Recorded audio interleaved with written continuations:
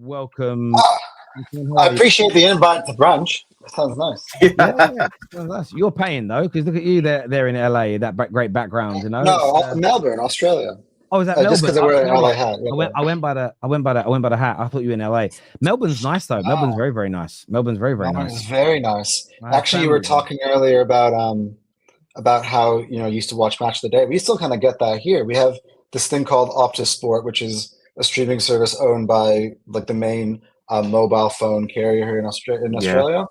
And basically, you can watch because the games happen overnight here. You can watch the games on demand, on delay. Like I turn my phone on airplane mode, and I wake up after the game has happened, and I'll watch it on delay. I don't know what happens, and I react exactly as if it was live. So Yeah, good yeah, I stuff. do the same.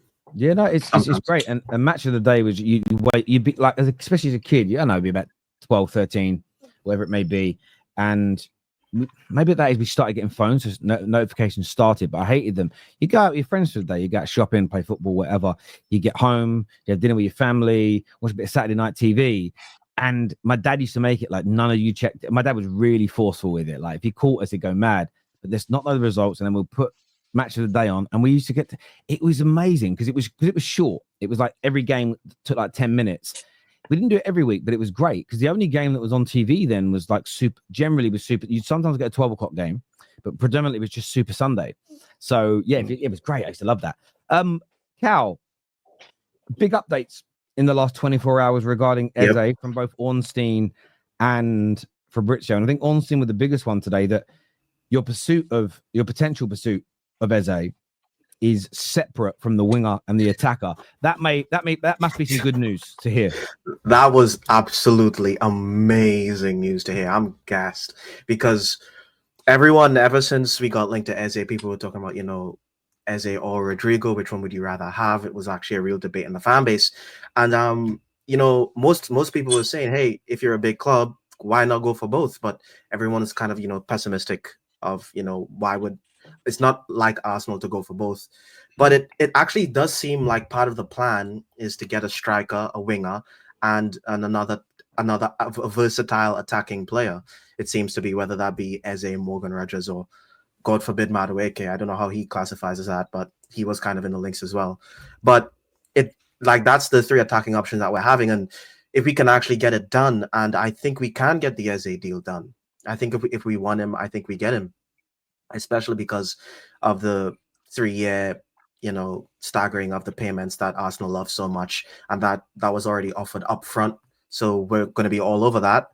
And I have a feeling that we have the money set aside for Rodrigo. I feel like that's something, if the reports are correct and he is the number one target, I can't see Arsenal not having the money for him if he becomes available. I feel like all the deals that we've been doing, trying to save money on a couple things, might be for that lump sum that we can maybe go and get Rodrigo for.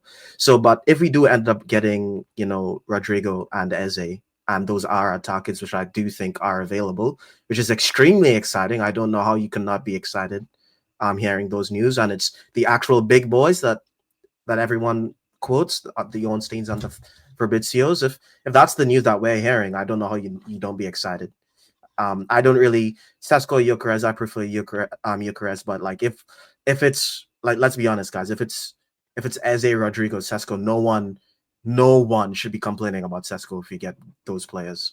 So I'm really, really excited to hear that's our actual targets.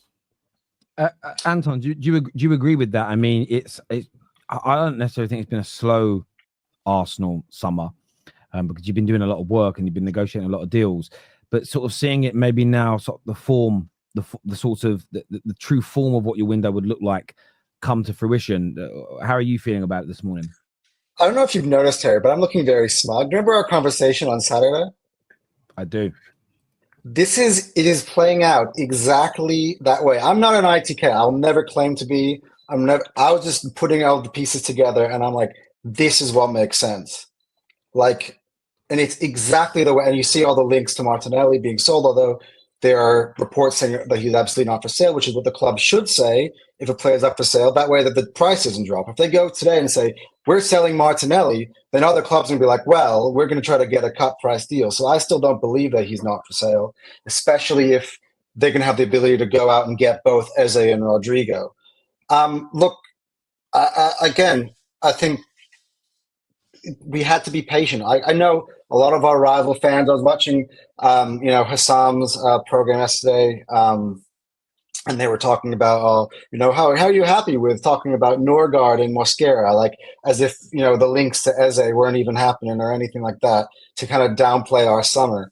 I think this summer is exactly what's going to happen. I think we're gonna get all three: the striker, Eze, and Rodrigo, and I think Liverpool should be scared because we're coming for them. Because okay, it's one thing. Look, unless they got Isak, which is another totally other thing.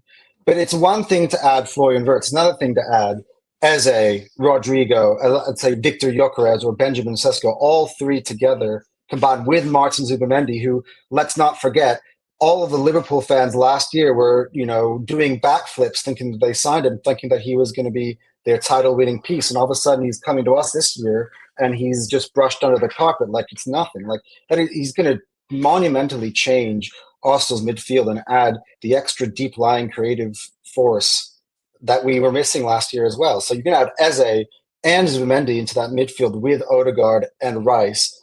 You're talking about just creators everywhere. Plus, you got dynamic wingers. You got Rodrigo. You got Saka. You can't double Saka anymore. And then you're going to have. I still think it should be Gyökeres. But if we're getting all those other guys, I don't care because I don't think it's going to make a difference either way. But I just think that I'm not saying that we're going to be better than them, but I think that it's almost like game on. And after watching Al Hilal beat Man City today, Yeah, it's not the same Man City. It's not the same. I think defensively they are a bit suspect, and I think what I think just watching the last couple of scenes with Man City, just on that Man City thing, is they've kind of seemed invincible. And last season, I think the reason why they didn't win so much, not only was it I don't think they were playing the good football, was because the lower teams felt that they had a chance, And that Al Hilal loss, I feel that does the same thing. It makes them feel they're not as invincible. They don't have that invincible aura that they usually have had for the last couple of years. So I think that means like just other teams in the league are gonna just kind of be more up for a fight instead of laying down and taking it like they usually do in the league. Yeah, and let's not forget that while cities, I'm not going to say the cities' signs aren't impressive. They are.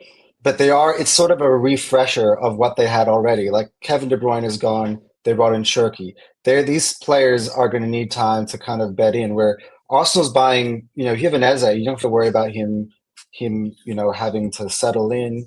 You bring in Norgard. He doesn't need to settle in. A few of them might, but again, Rodrigo has played at Real Madrid. That is the highest level of football.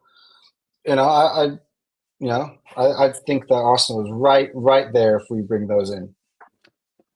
I think what's interesting about it for me is the one negative for Arsenal and Liverpool with City is that they've just gone out. So now there's 2 extra weeks.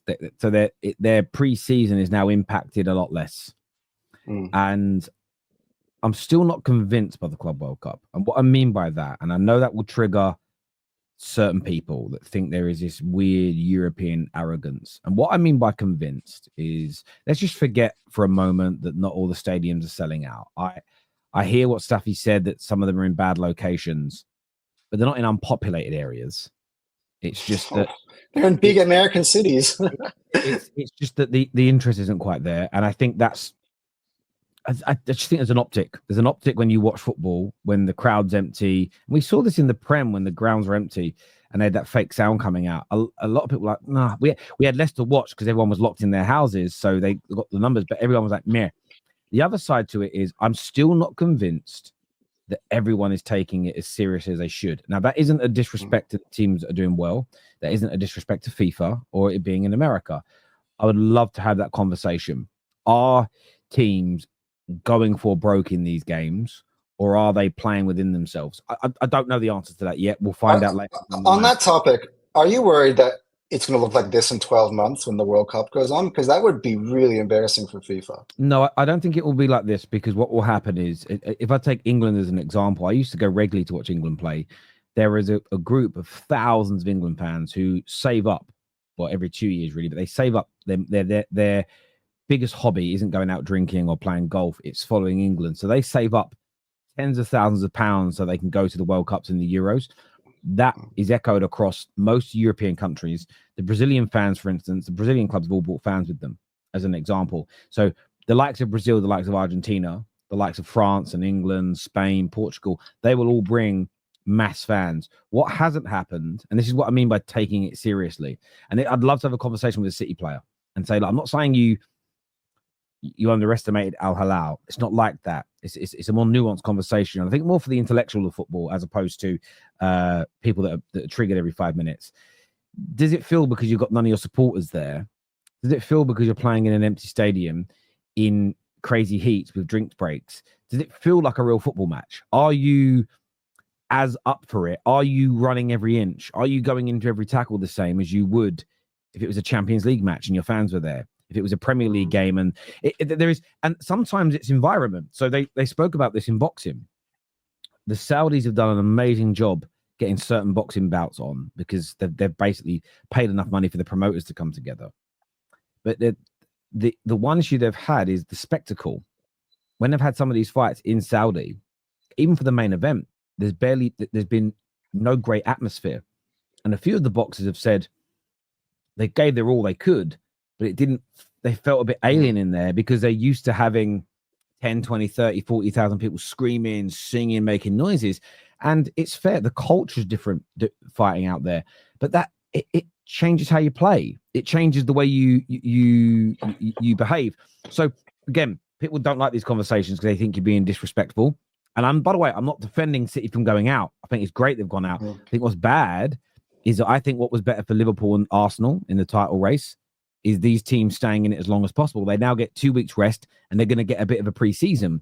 And that's a bit of an issue because what I do think will happen next year is the teams that go deep into this tournament from competitive leagues, I think they might struggle at some point next year with no pre-season, no rest. So look, it's going to be an interesting one. It's going to be an interesting one. I know you said that, but I honestly think that it doesn't really matter how well City play. I still think Liverpool is going to be the team to beat next season.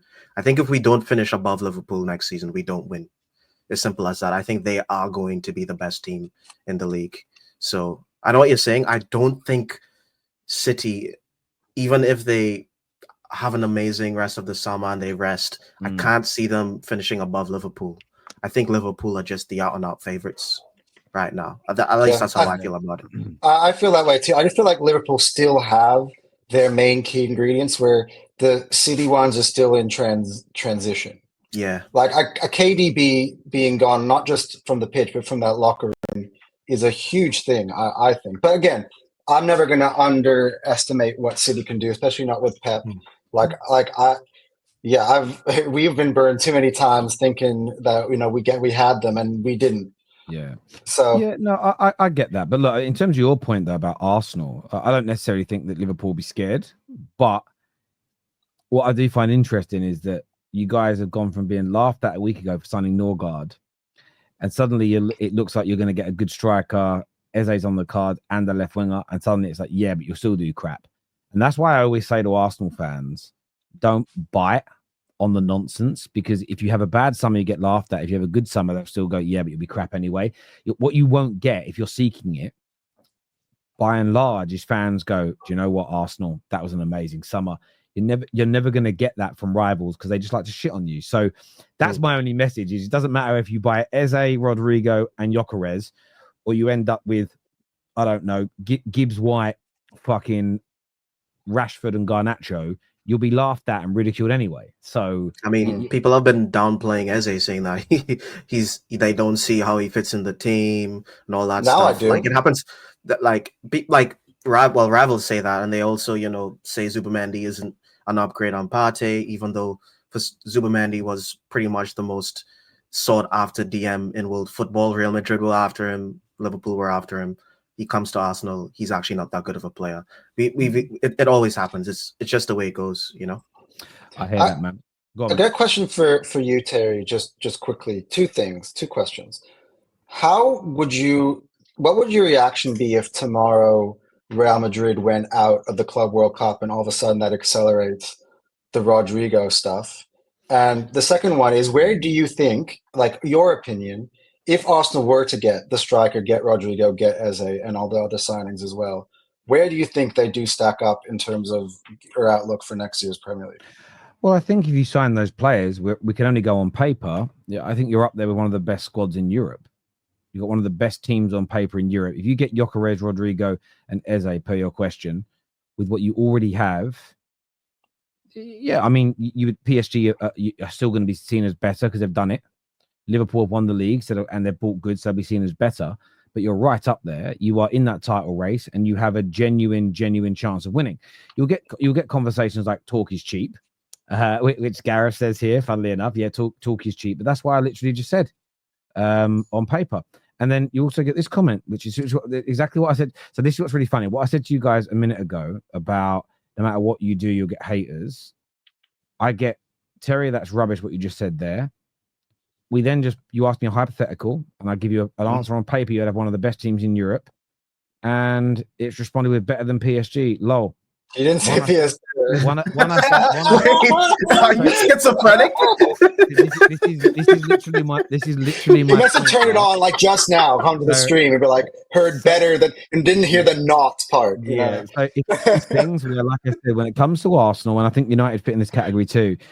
It doesn't matter who and what you sign.